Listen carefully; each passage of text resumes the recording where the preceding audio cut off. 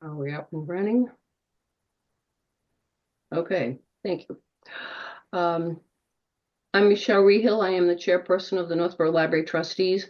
I call this meeting to order at 7:04 p.m. I will read the governor's advisory regarding remote meetings. This open meeting of the Library Board of Trustees is being conducted remotely pursuant to Chapter 2 of the Acts of 2023, an act relative to extending certain COVID-19 measures adopted during the state of emergency signed into law on March 29th, 2023. All members of the Library Board of Trustees are allowed and encouraged to participate remotely. The act allows the Library Board of Trustees to meet entirely remotely so long as reasonable public access is afforded so that the public can follow along with the deliberations of the meeting. The public is encouraged to follow along using the posted agenda unless the chair notes otherwise. Members of the public who wish to view the live stream of this meeting may do so by going to Northborough Remote Meetings on YouTube via the link listed on the agenda. Ensuring public access does not ensure public participation unless such participation is required by law. This meeting will not feature public comment. I will now conduct roll call attendance. So members, when I call your name, please respond in the affirmative. Brittany Burns. Brittany Burns here. Mitch Cohen. Mitch Cohen here. Amanda DeRosa Millette. Amanda DeRosa Millette here. Pat Fonts. Pat Fonts here. Jim Hogan. Jim Hogan here. Jocelyn McElhenney. Jocelyn McElhenney here. Beth Thomas. Beth Thomas here. Richard Tucker. Richard Tucker here. I'm Michelle Rehill. I'm still here. Also with us tonight, we have Library Director Jennifer Bruneau and Assistant Director Caitlin Stacy. So I have no opening remarks for this evening. Done with that big long thing. So I was going to call for a motion to approve the minutes from the January 14th and the February 11th meetings. There are a couple of typos that we will be correcting. For the January 14th meeting, it says at the bottom of the first page, it's the FY 2026 budget is what it should say. It says 2006. We have corrected that. And also it said that the February 11th meeting would start at ampersand PM. We have corrected that to 7 PM.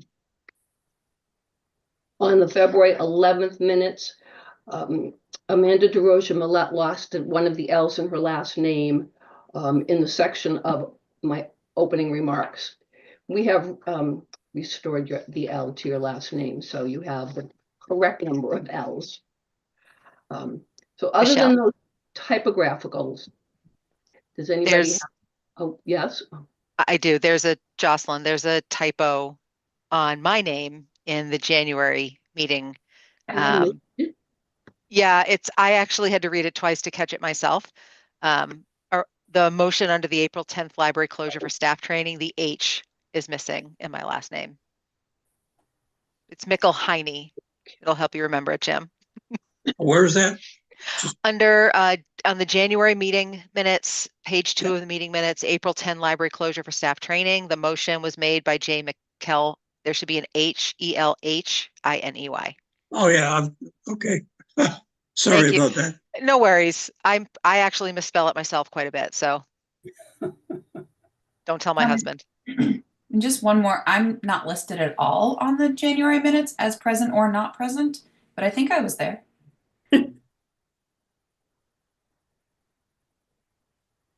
I'm pretty sure you were there as well. I seconded a motion, so I think that confirms my presence there. I think it does. Okay, so, and we will add Beth Thomas. Okay, I'm going to resign as the editor and proofreader.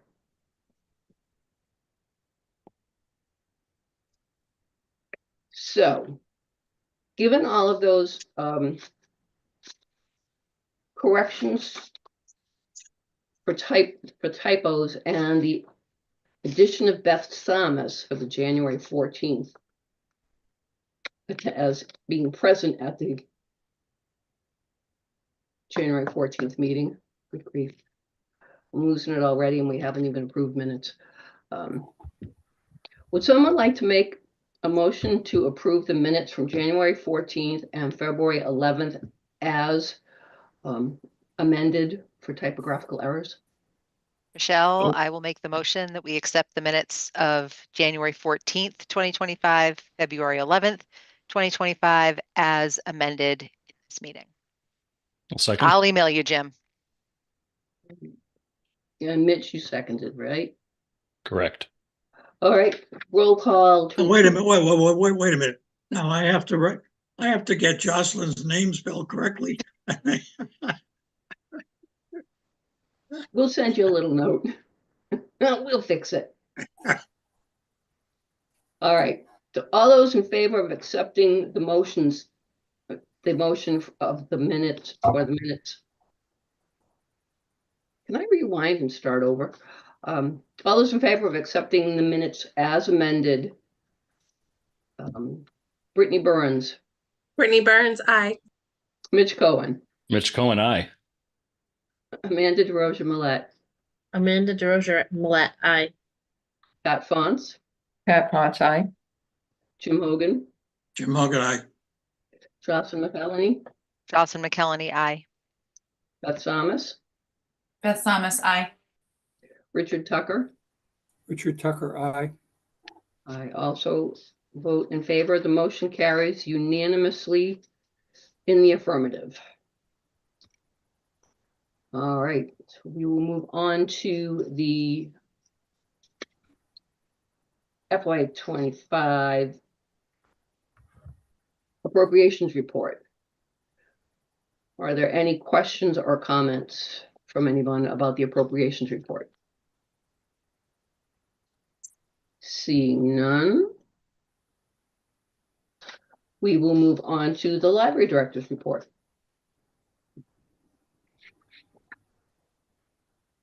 I just wanted to add, there was one thing, thank you, Mitch, that I did mean to include in my report that I did not, and that is about the library phone discussion that we had last month. We were gonna do it a certain way, and then how long of a story do you want? Basically, we were approved by the Mass Library System to jump onto a subscription that they pay for, which is called Language Line Solutions, which is a translation service.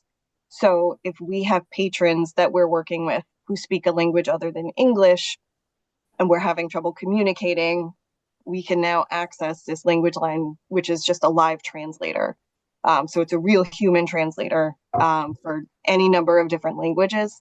So when I found out we were approved for that, it sort of changed what we need in an extra phone, because we would also like whatever solution we have for patrons to double, so that if we need a private area for somebody to sit with us while we're using a translation service to help somebody, we can have the phone for that as well. But that changed the way that I want the phone to work. And we were thinking about using an app on a laptop. I don't think that's the best solution now. So we're kind of going back to the drawing board on that one. So I don't have an actual answer as to exactly what we're going to do, but we're moving forward and making progress on that. So hopefully that'll be worked out sooner rather than later, because we'd like to get that up and running. So that was an addition to my report. Does anybody have any questions about anything else? About the phone or anything else in the report at all? Anything you want to ask me?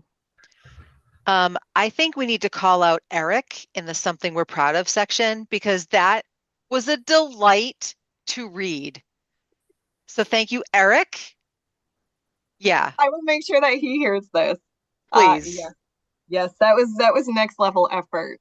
That to really, educate them. I kind of want him to take a crack at the entire library director's report for next month. That might be a lot, but I'd love to see what he does, with your words. That was beautiful. He definitely would make them better. I'll see if he's interested. It's very poetic. That was And- my only shout out. I mean, And obviously the other comments are lovely. Appreciate reading everything from the staff, but Eric was a standout this month. he really Yeah, did. he needs a gold star. And I learned something because it occurred to me that I never knew what Kenny G's real name was. So thank you. I did tell them that you all read everything. So now I have proof. We can go to the tape and he can hear for himself if he wants. All right. And then I would just add that a warning to the Long Range Planning Committee. I will be contacting you in the next couple of days to see if we can set up a time to meet and I'll go over the information that I got from my previous meeting with Jen.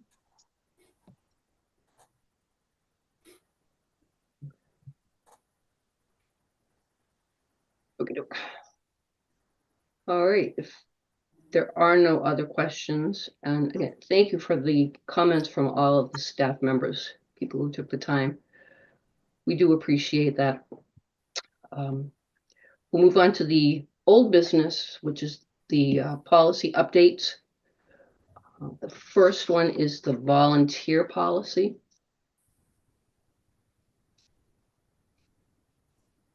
Anyone have any questions or input, comments on the volunteer policy? Just a question. Do you get many probationers that are, the judges sentence them to do, so many hours of community service? Do you get that here? So we get requests for it. What we've learned through those requests is that the library does not always qualify. It's been a while since we've dealt with the specifics of this program. Caitlin might remember what the name of the list is that we have to be on that we weren't. I can't remember the name of the list just off the top of my head, but yeah, we have to be essentially on a list of like approved places and organizations that wherever they've gotten the order from, like we have to be on that approved list.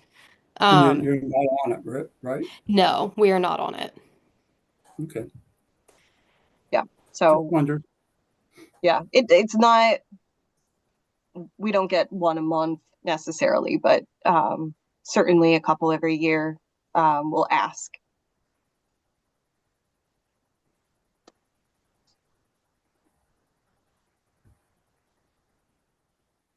So if there are no other questions, concerns, input on the volunteer policy, I would entertain a motion to approve the volunteer policy as presented. I'll be happy to make that motion. I'll move that we approve the volunteer policy as presented. Thank you, Mitch. Do I have a second? Second. I'll second. All right, who got there first? Was it Patricia? Yeah. Pat, did you do that? All right. I'm giving Pat the second on that one. All right, I will now do the roll call vote for approval. All those in favor of accepting the volunteer policy, the updated policy, volunteer policy as presented. Brittany Burns, Brittany Burns, aye. Mitch Cohen, Mitch Cohen, aye. Amanda DeRosa Millette, Amanda DeRosa Millette, aye. Pat Fonts, Pat Ponce, aye. Jim Hogan, Jim Hogan, aye. Jocelyn McHelney, Jocelyn McHelney, aye. Beth Samus, Beth Samus, aye. Richard Tucker, Richard Tucker, aye. and I, Michelle Rehill, also vote in favor of that. The motion carries unanimously in the affirmative.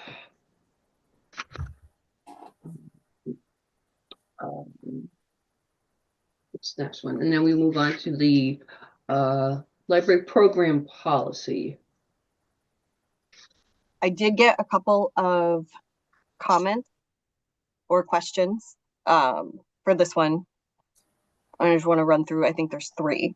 There was a question under funding and fees, whether it says at the library's director's discretion. No, where am I? Basically, yes, okay. Library partners may receive permission from the library director or designate to sell their original designs or creative works as part of a library program. The question was, does that apply to just, for example, the book that they're promoting, or could they also sell like other books in that series or other books that they had published? Yes, with permission, if it's their creative work.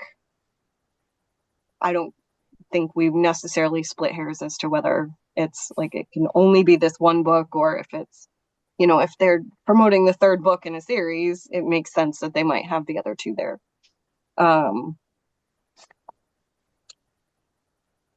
The same section, no, I'm going to come back to that one actually, because I have a question about that one. Under library partners, you go to the third paragraph. It says individuals reserving spaces within the library for meetings or events are responsible for their own marketing. These programs are not sponsored by the library. There was a good comment that we should specify that those are not considered library partners.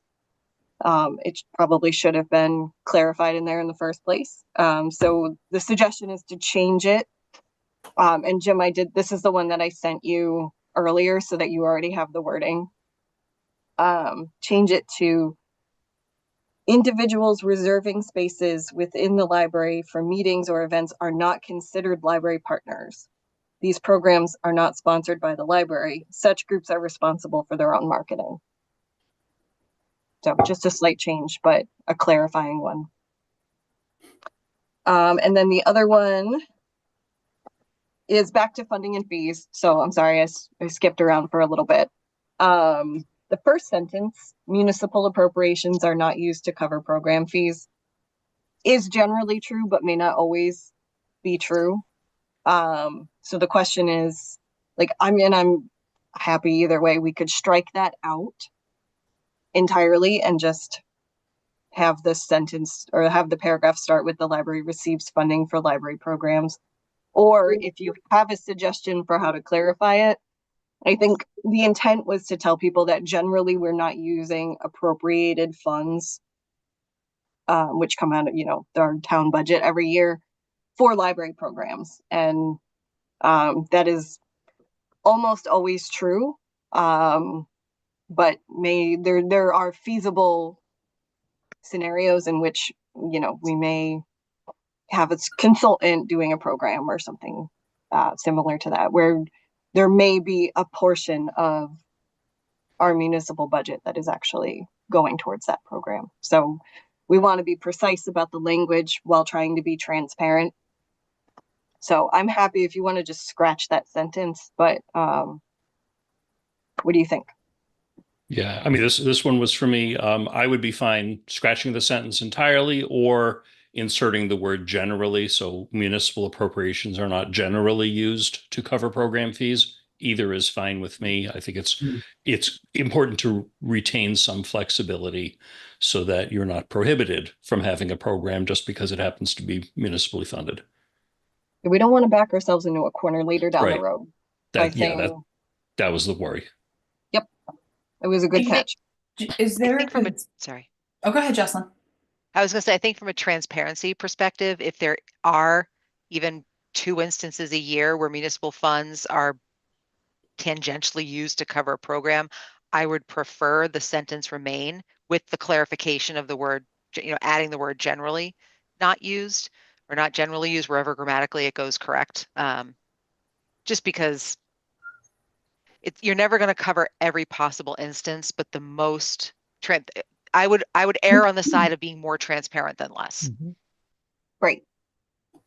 I mean, I guess in some ways you could make the argument that part of our municipal appropriation is staff salary time. So absolutely, if you're looking at trying to be specific, then we could leave it in and say municipal appropriations are not generally used to cover program fees. I think that would be Since the idea with this policy is to also explain to people how we plan and implement and cover costs for programs, I think it makes sense to just add the word generally and leave it in there. I think it also is a call out the fact that even though we do receive funding from the town, it doesn't cover, like it almost backs up the additional funding that we look for from other sources because those funds typically do not cover the cost to run these programs. And I think if anyone, has an issue with the program, it helps them to know that it's not their taxpayer dollars putting on this program they don't support. Yeah. So that's why I think it's good to keep the sentence in there, just because I feel like that's where you get questions about it. So just to head it off. And it's one too where, since it's a new policy, we'll probably want to look at this in a year's time anyway and make sure that it actually did what we wanted it to do. So that's one where we could always come back to it if the word generally turns out to be problematic in any way. I don't see it being problematic. I see it being more clear than the way that it was presented at first. So I would be happy with that. Were there So any we're other? Oh, sorry, go ahead. We're inserting the word generally. Yep.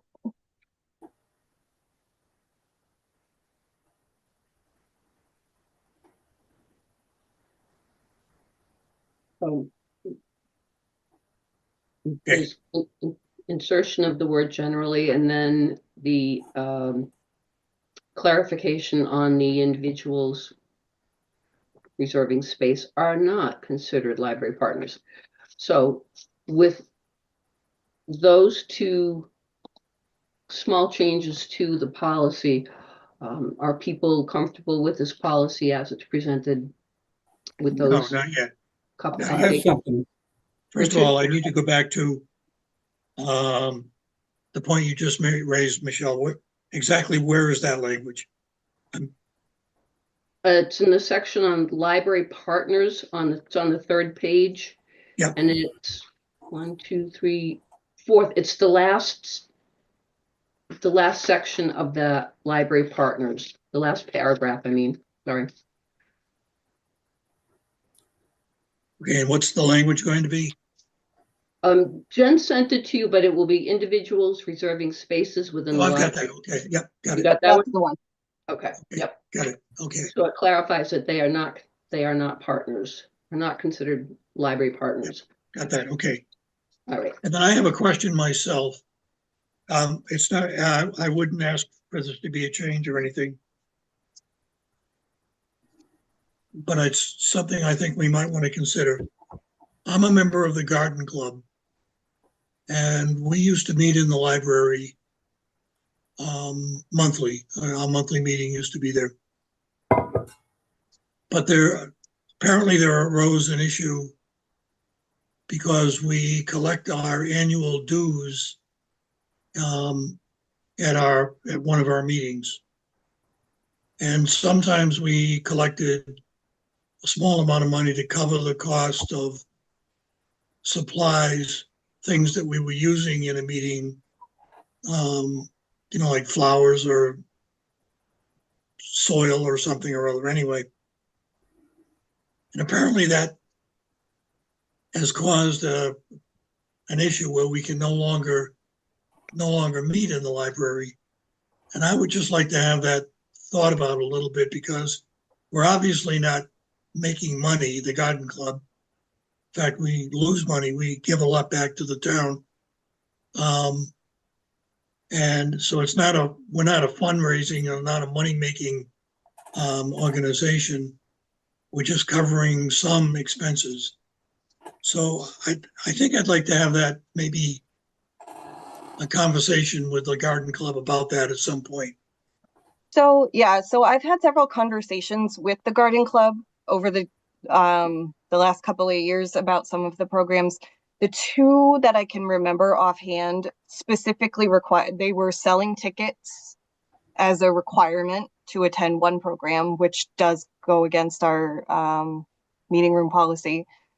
And I believe the other one was the same. There was it was kind of hidden a little bit, but when you got down into it, it was the program cost $15. So one was advanced tickets and one was basically a door fee.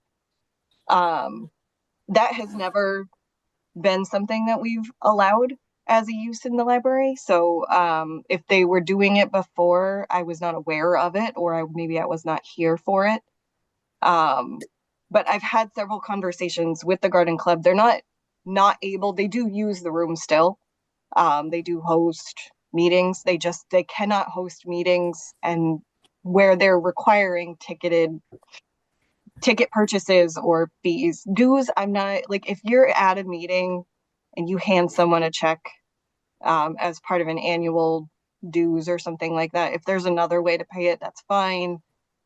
We're not really quibbling about an exchange of money on that kind of a level. It's really, they can't have those ticketed events in the meeting room. They can have any other program. We talked about several different options for how they could have those types of events and cover the costs a different way. But I don't want to tell a nonprofit how to run their nonprofit. I just, my job is really to just try to help them figure out, like, based on the rules that we've set as policy for the meeting room. And we really do, I think, want to keep use of the meeting room the way that we have it, where it's open and supporting, free pursuit of intellectual and creative endeavors, and not start making allowances for one group or the other to hold ticketed events, because that would make it really, I think it would complicate things.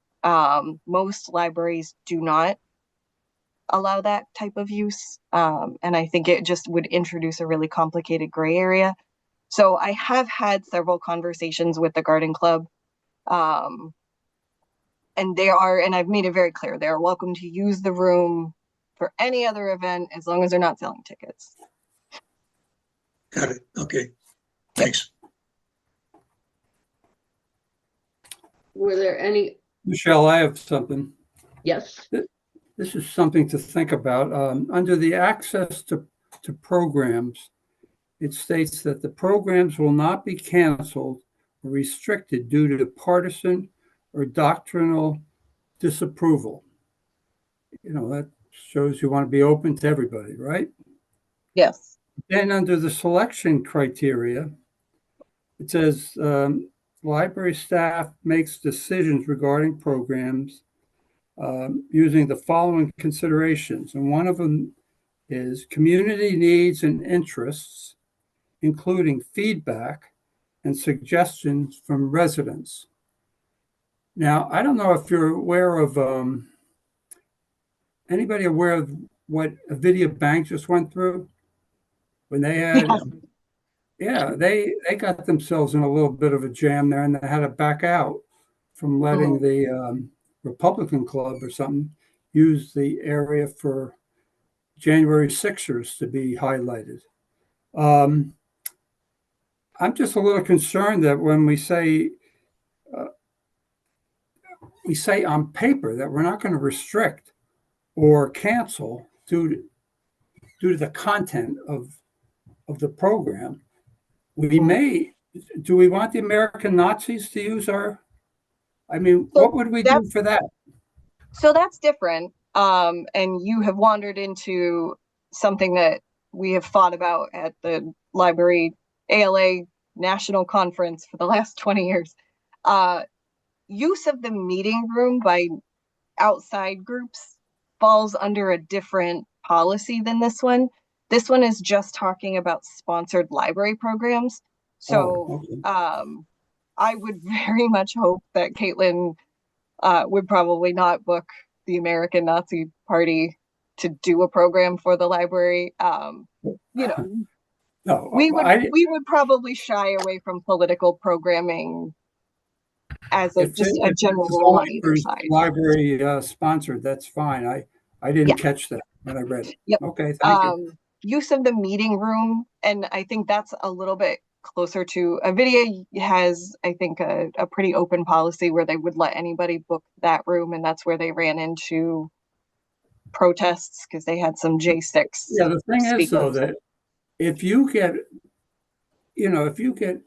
community backlash Mhm. from letting a group use the library, what are you going to do about it? I mean, I think maybe that should be thought of before it happens.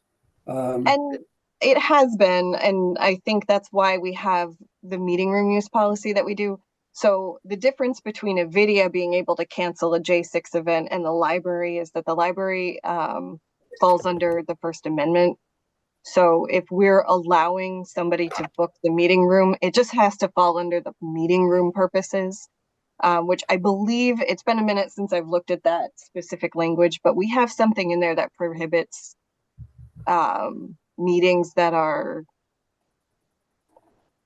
political rallies, things. I think there's some kind of clause in there about hate speech and things like that. If you'd like, I could throw it on the next agenda and we can talk about it and have a better discussion about well, I think we what that maybe, language is. Because it may, that's been a complicated issue at the yeah, top level for a long time. it may not even be a real problem. I'm just thinking overtime, but Oh no, it's been a real problem at libraries for years. I can imagine. Yeah, which is why we want to be very specific and intentional in saying, like, this is a group that booked the use of the room. This is not a library sponsored program. It doesn't necessarily prevent the backlash and the pressure. Yeah. There have been anti-trans groups that have kind of made their rounds through meeting rooms and done their own political grandstanding. So it falls under that other policy. And it has definitely been a discussion. I'm just thinking that a number of years back,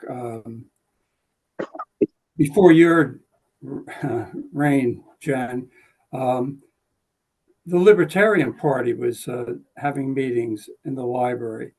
And, I didn't care if they did or not, but some people didn't like it. Yep. And I'm not saying that whether we should decide that libertarians are out or in. I mean, that's not like what I'd like to see our policy. But I'm saying it's going to come up sometime, and we've got to think what But that, maybe the language we use here isn't so definite that they won't be canceled or restricted due to partisan or doctrinal disapproval. Maybe if it was Well, not that only applies strong to, again, to sponsored library programs.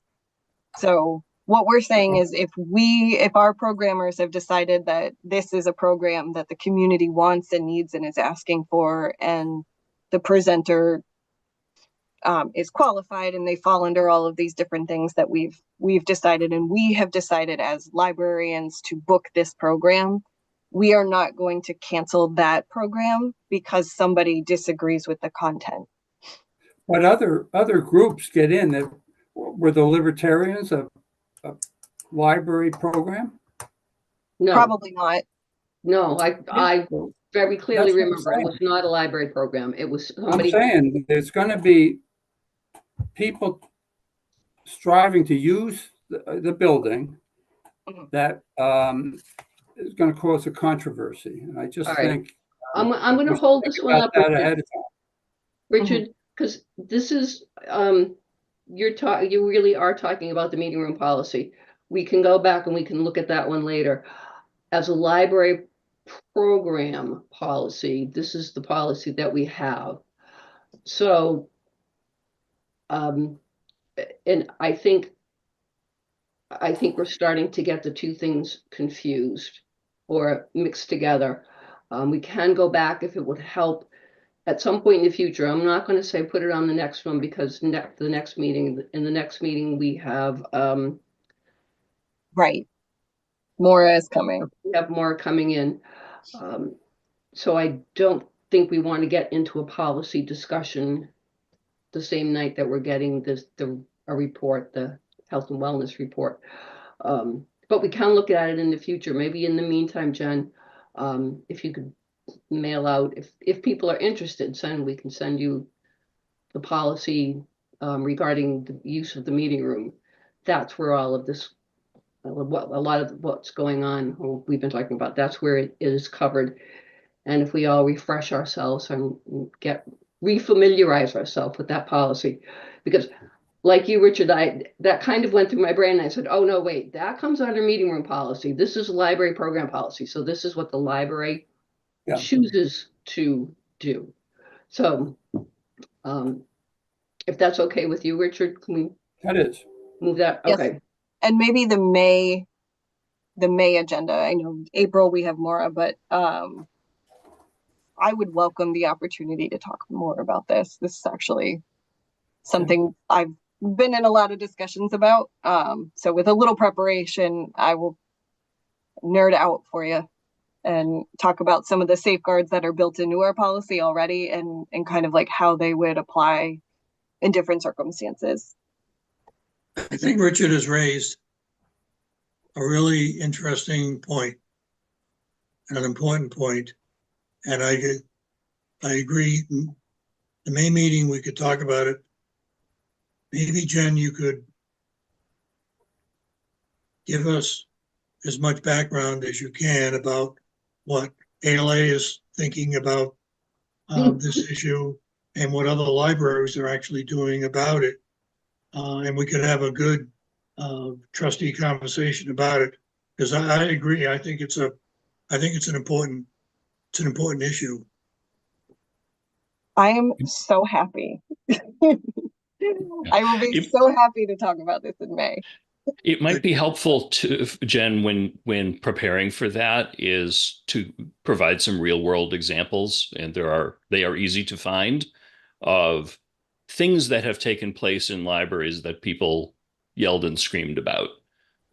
I've run across some elsewhere in Massachusetts. If I can find them quickly, I'll email them to you.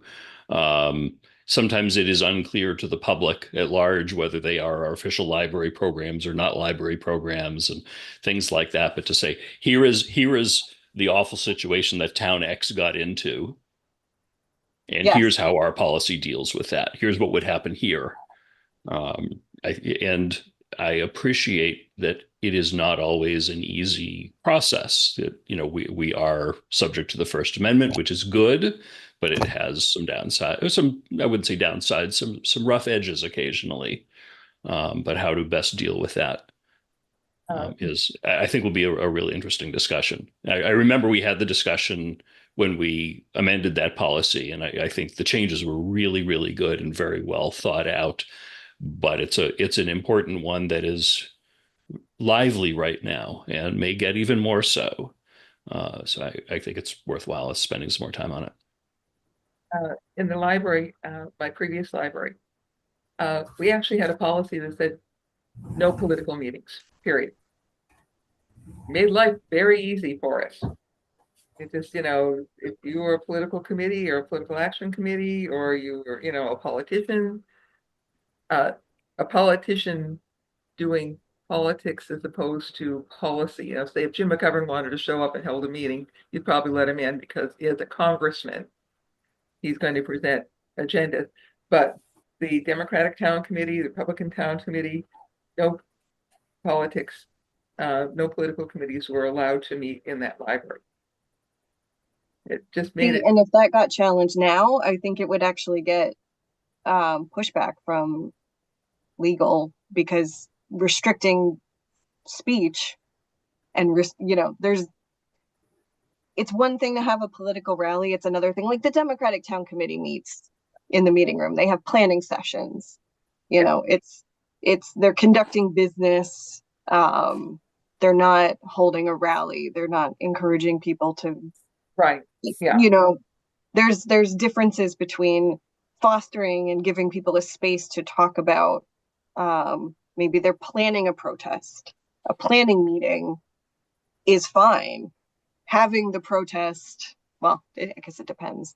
But there's certain legal distinctions between what's political activity that's protected free speech and what is like a political event. And it's interesting, and I will talk forever about this. So can't wait till May. No, I'm gonna stop right you can now. only imagine.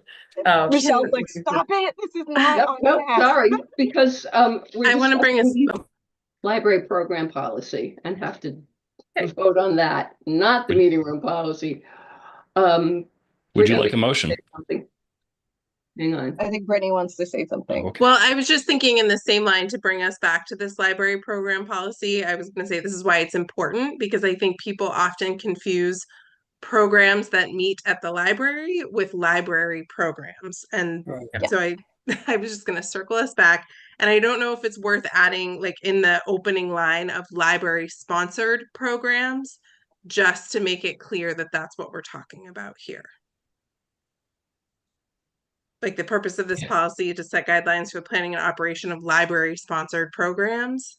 Yeah, or even a definition of what a library program is, a Sure. program organized and or funded by the Northborough Free Library, something a little like that. I think if we're having this discussion, then it would be even less obvious probably to the public.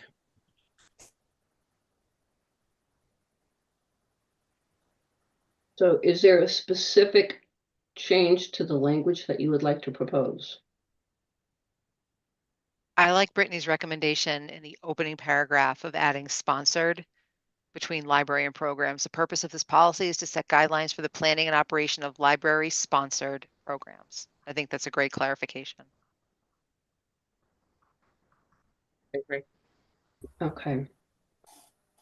Oh, we agreed to include the word in that first line so that it says library sponsored programs. Nodding of heads. Okay. Jim, I was clear on that. Yeah, I've got it. Thank you. All right. Then, if there are no other changes, clarifications, additions, deletions to this library program policy, would someone like a motion to accept the library program policy as amended this evening? I'll be happy to make a motion to adopt the library program policy as amended. And I I'll will second. Beth, you can have it. I think you were first. Having that one? Beth got that one I'll take it. Got that one? All right, Beth got seconded. with a rousing chorus of support behind her. That makes me think, I'm pretty sure it's going to be a unanimous vote. All right, so the motion is to accept the library program policy as amended. All those in favor, please say aye. Brittany Burns, Brittany Burns, aye. Mitch Cohen, Mitch Cohen, aye. Amanda DeRosa Millette, Amanda DeRosa Millette, aye. Pat Fons, Pat Bond's aye. Jim Hogan, Jim Hogan, aye. Jocelyn McElhenney, Jocelyn McElhenney, aye. Beth Samus, Beth Thomas, aye. Richard Tucker, Richard Tucker, aye. and Michelle Rehill also say aye. The motion passes in the affirmative and the vote is unanimous to accept the policy as presented. Thank you all. Is there any new business that may come before the board at this time? Seeing none, the date of the next meeting is April 8th at 7 p.m. and it will be in person at the library. We will have our guest. Yeah, you're going to have to put on your big boy pants and walk over to the library. I'm just gonna have to put on pants at all. Well, I more than promise. needed to know. I guess Notice that's I don't objective. stand up. No, Richard, thank you. Well, but this is All live right. streaming. It's fine. So, Our next meeting is going to be awesome. Laura's going to be there, but also the AV equipment has been installed. They're working on a very, very short punch list. It actually was a really smooth installation. I've already been in there to hear the reduction in the echo, and it is amazing. So I'm really, really looking forward to getting in there and having a meeting where we can use some of that so you can see some of it. I think it's gonna be awesome. So Jen, do you have anything to add about your email today about the judicial program that's coming? Oh, I hope you can all make it. I think it's gonna be a really good one. I know the judge. I think, he's a very good choice. He's a real gentleman. It should be a good program. I don't know what he's going to speak on or what the You can ask program him is. anything. Anything, huh? Okay. Yeah, I'll be they have a sitting little next, QR code so you can submit questions ahead of time. So, I'll be sitting next to you, Richard. Richard, you can fact check him. Real time. All right, at this time, we're done. I move we adjourn. Second. Thank you, Jocelyn. You're Was that a welcome. Thank you, You can have Mitch. that one, But Jocelyn. we're having so much fun. Jocelyn moved, Mitch seconded that we adjourn the meeting. I will do the roll call vote. All those in favor of adjourning the meeting at this time, Brittany Burns, Brittany Burns, aye. Mitch Cohen, Mitch Cohen, aye. Amanda DeRosa Millette, Amanda DeRosa Millette, aye. Pat Fonts, Pat Fonts, aye. Jim Hogan, Kim Hogan, aye. Jocelyn McElhenney, Jocelyn McElhenney, aye. Beth Samus, Beth Samus, aye. Richard Tucker. Richard Tucker, aye. Michelle Rehill also says aye. The motion carries in the affirmative. It is unanimous. The meeting is adjourned at 7:50 p.m. Thank you all for being here. And thank you, Good night. KW. Good night.